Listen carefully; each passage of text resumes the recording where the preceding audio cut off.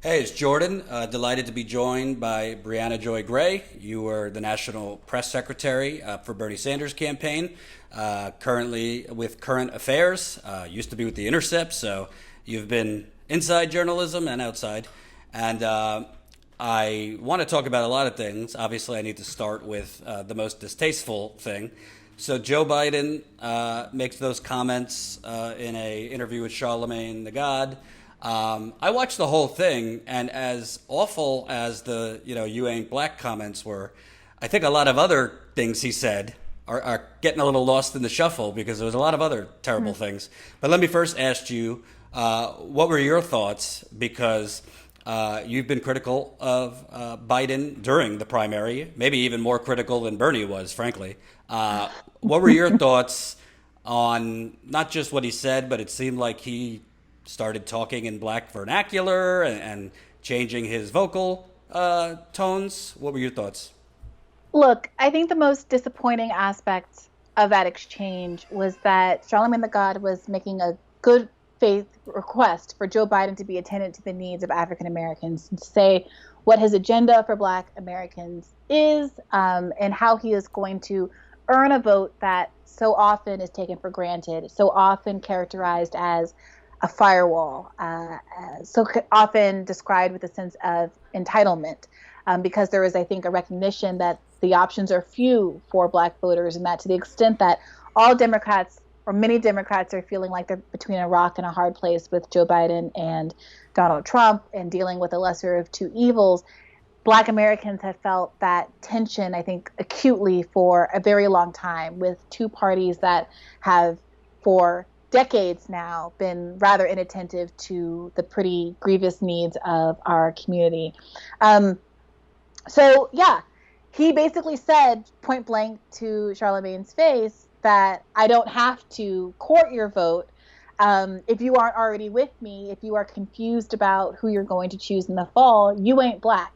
And that is also another example of Democrats trading in this kind of racial essentialism that treats one's political views as part and parcel of their racial identity and erases the diversity within communities and blinds them to how they can specifically attend to those needs and attract voters with progressive policies. And another thing that I found striking, and I was screaming this out, it seemed like into a void during the campaign, but Biden is kind of a serial fabulist. I mean, he lies a lot, and I will get into the campaign in a bit. But Bernie didn't call him out on these lies, but just in that interview, he reinvented history. He said he wasn't for mandatory minimums, he wasn't for three strikes and you're out. He said he was against incentivizing states during the crime bill with more money to build more prisons. Quick Google search. He was for all those things. And you're starting to see, frankly, I'm criticized for even showing things that the Trump campaign is tweeting, but you're starting to see the Trump campaign open up the floodgates, frankly, on what Bernie just chose not to do. They just put out an ad on Biden and the crime bill. They've put out things on his trade policies. You're a communications person now back in journalism. What do you think about, I mean, he just kind of reinvents history and the media really never has challenged him on this. Yes, look, I echo the frustrations that many have articulated that Bernie could have done more to point out Biden's lies and a lot of the other contrasts between himself and other candidates. But the reality is that in that last debate, Biden lied, I think, a grand total of 9 times about 9 discrete issues of substance and importance. Bernie was doing his job of drawing those distinctions in what I think he understood might be the final opportunity to be on the stage with Biden and do so, right as the pandemic was exploding in full force. And he said, these are the facts. Joe Biden lied about them. And the post-debate coverage was, did Bernie do enough? I don't think so. Moving on, there's a pandemic, right? So it really is incumbent on the media to hold Biden's feet to the fire. And it's deeply frustrating to see the efforts that the campaign did make. I'm old enough to remember when Senator Nina Turner penned an op-ed in January, I believe, calling out Joe Biden for consistently basically selling black voters downriver. And the media turned on her and said that she was being unfair and attacking, Uncle Joe, and how could she? And the campaign distanced itself from those critiques. So it can't be both ways. It can't be that the campaign, is people are frustrated that it didn't do more to draw those contrasts, and at the same time isn't supported by the media in corroborating what the campaign is saying, that in fact Joe Biden is being untruthful. Joe Biden, as you put it so kindly, is a serial fabulous. Joe Biden is #Lion Biden. And what we're going to do with that now that Donald Trump isn't showing any of the restraint that the Biden campaign did, or any of the or doing any of the water carrying that the liberal media is doing, us not talking about it isn't going to make it not an issue in a general election context. And to the extent that Joe Biden is not yet the Democratic nominee, I think it's in fact our obligation as people who want the strongest candidate possible to beat Trump to both battle test Joe Biden at this time, and if he does not meet that test, if he is not able to survive and withstand and develop appropriate responses to these critiques, we should be thinking really seriously about whether or not we want him to be the nominee to champion progressive issues in the fall.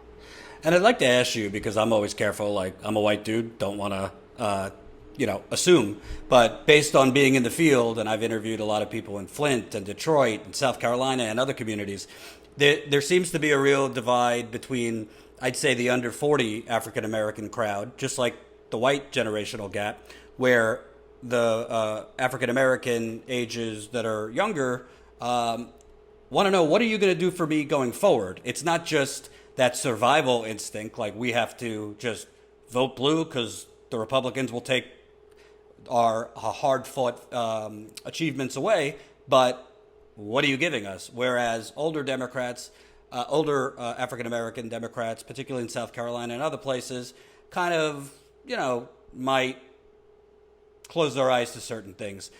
Did you see that as the press secretary for Bernie's campaign, that kind of divide between older black Democrats that, frankly, if a progressive is going to win nationally, they do need to make inroads with that older black generation? Yeah, I think that people who have, again, using this kind of a centralist framework and attributed the overwhelming black support for Joe Biden to what it means to be black, that everyone is supporting Joe Biden for the same reason, their blackness, as opposed to breaking down, okay, it is older black voters as opposed to younger black voters. I believe Bernie Sanders actually won black voters under 50, so not so young black voters. What does we make of the fact that black Americans support Medicare for all at a larger percentage than any other racial constituency in the country, and yet voted disproportionately for Joe Biden? Well, maybe we should have a more substantive conversation about black voters as election voters and trying to do what they think is best to beat Trump. The fact that were often voting in accordance with what the media was telling them was the most electable candidate. And if you think about voting that way, if you break down and understand differently what black voters were actually doing with their votes for Biden, then you start to think about what Biden should do in terms of attracting voters differently. If you believe that black voters voted for Joe Biden because they liked his policies, then you think he shouldn't change a thing. He can maintain their support through the fall. But I think what you see from that exchange with Charlamagne the God is that, in fact, black voters are wanting more, are demanding more. And one of the things that they're demanding is something like Medicare for all. Healthcare is the number 2 priority for black women, according to an Essence poll from last fall. And it's actually only 1 point behind the number 1 priority, meaning it's basically a statistical tie for the number 1 thing on people's minds, right? So if you want Joe Biden to beat Trump, if you want the Democratic nominee, whomever they are, to beat Donald Trump, if you want him to be able to attract support from black voters, if you want him to be able to attract support from Latino voters, who are going to be crucial in a lot of these swing states, places like Texas and Arizona, then you should think, what are the reasons that Bernie Sanders was able to garner 70% of the Latino vote in Nevada? Could it have something to do with the fact that Latinos are the most underinsured constituency in America, and Bernie Sanders was the Medicare for all candidate, and polls show that people trusted him with health care more than anyone else in the field? If we don't start thinking about constituencies beyond their kind of overarching racial beliefs or constraints, or what we project to be their overarching racial desires, then we're going to miss opportunities to build the coalitions that are necessary to actually defeat Trump in the fall. And one last question on the race component. It seems to me, what I've observed traveling around the country, is there's there's many types of racism, but you have Trump versus Biden. Trump is the more in-your-face, visceral racism, and Biden is the just more, day-to-day country club racism that puts out platitudes, but in policy and the way they speak are racist. We're basically being told, well, the Trump one with the white nationalism and all that is a direct threat to black people and brown people, and it is. But I don't see how Biden and this arrogance and also lack of a tangible plan for Black America, and I mean policy is racism in many ways. Do you think that differential between the in-your-face Trump racism and frankly the neoliberal racism that has ravaged black communities, obviously original sin for centuries, but really the last century, as white people made gains, 1950s and 1960s, the black people were not part of that middle class explosion. Right. Do you think that divide between those two kinds of racism is starting to get a little smaller, and people are seeing both are unsustainable and unacceptable? There was a great article on this Biden brouhaha in The Guardian, in which the author, to the extent that there are muddy waters and people are unclear as to whether they should support Trump or Biden, that's Biden's problem. That's something for Biden to rectify. So I don't want what Donald Trump has done in terms of advancing a racist policy agenda, I don't want to minimize and shouldn't be ignored. But the reality is that oftentimes it's Democrats who have the imprimatur of doing the right thing and being the good guy who are able to achieve the most in terms of ratcheting back the social safety net, because they are not under the same scrutiny as Republican bad actors. So it is Bill Clinton and welfare reform, who is able to do more to ratchet back the social safety net and advance our draconian criminal justice policies and further and pour fuel on the fire of mass incarceration than any Republican candidate, right? It was Obama who made the Bush tax cuts permanent, right? So we have to be clear-eyed about the threat that, yes, the Democratic candidate can pose to the long-term interests of marginalized communities in this country, including Black people. And we should not allow his close proximity to the first Black president, who we should remember picked him not because of his racial bona fides, but because of his ability to engender trust among more racist, white, Southern, not allow that close association to act as a shield from which Joe Biden can with which he can fend off legitimate criticisms of his policy record. If you care about Black voters, saying Black voters supported Joe Biden as a way to shield him from criticism isn't showing that you care. Holding his feet to the fire and making sure he's accountable to the voters that ultimately put him in office is the way that you show solidarity with that community and our needs. Hope you enjoyed that last video. Hop on over to statuscoup.com, where you can sign up for our email list and become a member for as low as $5 to $10 a month. Membership is how we grow. That's statuscoup.com/join. And remember, join our email list so we can grow the revolution with you.